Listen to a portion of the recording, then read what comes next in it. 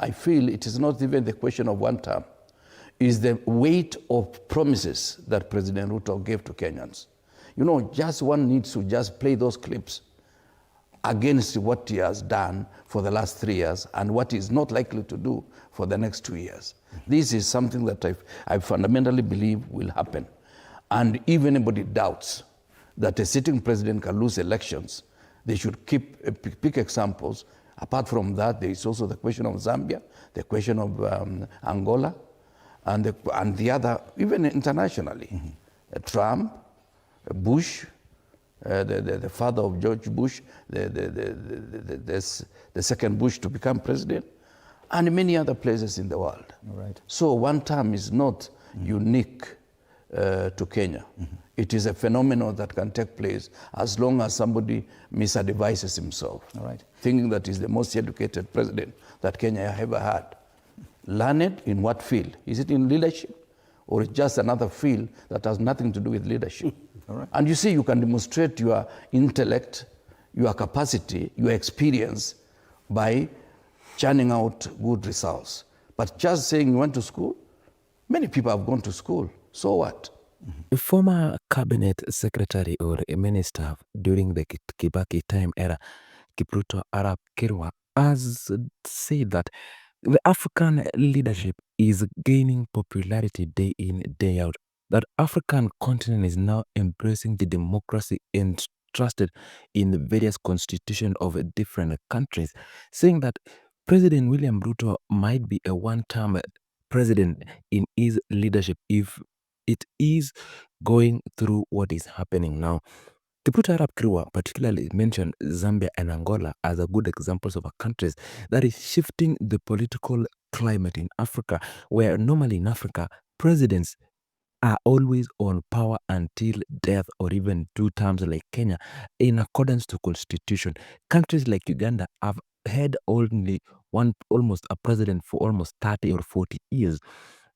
Kipruto Arap Kirwa was speaking on TV47 Morning Cave, say that President William Ruto's leadership is accused of rampant corruption, arrogance, and unfulfilled promises. But Kirwa suggested that the growing public satisfaction signal that even sitting president are not immune to electoral defeat, pointing to recent political shift in countries like Zambia and Angola as an example. His remarks he delivered at TV47 Morning Cave shows that actually this is something that is gaining popularity in Kenya, the issues of one-term presidency. That if the Kenya Kwanza government do not look at what they are doing to Kenyans or do not embrace the dialogue between Kenyans and them, then they might face the similar wrath that Zambian president and Angola president has embraced. You know, there is a lot of things that is happening in the country that President William Ruto has not fulfilled the promises he made during the 2022 general election or campaign period. And the high taxation of things in life that has forced Kenyans to be on the particular note of now saying that enough is enough, that atuta vumilia President William Ruto. Listen to him. We are going to have clear policy in every sector, whether it's health, whether it is agriculture, and all other subsectors that exist within the framework of national development. What is important is we're not just saying one term. We're just saying we could have done better without President Ruto. Why? Because of rampant corruption that every day you see, every day you read, including today from the Auditor General and Controller of Budget. These are things that happen every day. And also display of arrogance and almost taking it upon themselves that this country belongs exclusively to a certain elite group, not necessarily the rest of us. We are not saying that we want to partake in discussions with them. What we are saying is that do the right thing. When the elections come, we are all going to appeal to Kenyans, and Kenyans will make a decision on the basis of what is counter-proposal, or the scorecard for the current regime, and therefore what is better for this country. When it comes to issues of reparation, whether it's reparation, compensation, or whatever term one wants to call it, it is something that should not even have taken place in the first place. That's why the situation seems to be degenerating to a level that it may not be clear what is really next when it comes to the issue of compensation for those who lost their lives. And remember, Fred, you cannot take away my child and you assume that any amount of money is going to compensate me. The contact between the child and the parent is such an important event that no amount of money shall compensate the life of a child or the life of a loved one, because there are many people who are killed, not necessarily because they were demonstrating. Remember the girl Wanjiru, I think in Kiambu, somewhere in Dumberi. She was in her parents' room. I think she was having lunch. Then a bullet just went all the way and killed her. And many others who actually got on crossfire.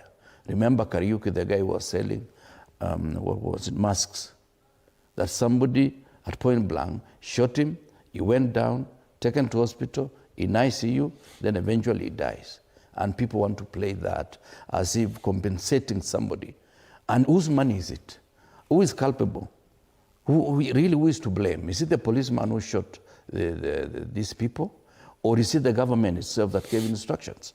So we should actually be weighing is it a crime of omission by the government to keep the security proper, or a crime of commission that they decided to kill people just to threaten them with the hope that the next election they are going to have a sort of walkover and have nobody raising a finger. This is something that is fundamental, and we must say no as a people of this country. All right. Do you believe that, because they made mention of it there, listening to Bwana Kalonzo Musyoka, that they're seeing now, they are talking about Malawi, Liberia, Ghana, Botswana, that that wave, if they may call it that, is giving them some impetus of some sort? No, there are many examples. There are many examples that really do take place. But here, I feel it is not even the question of one term.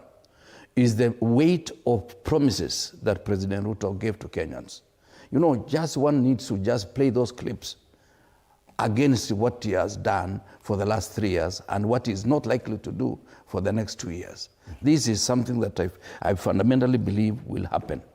And if anybody doubts that a sitting president can lose elections, they should pick examples.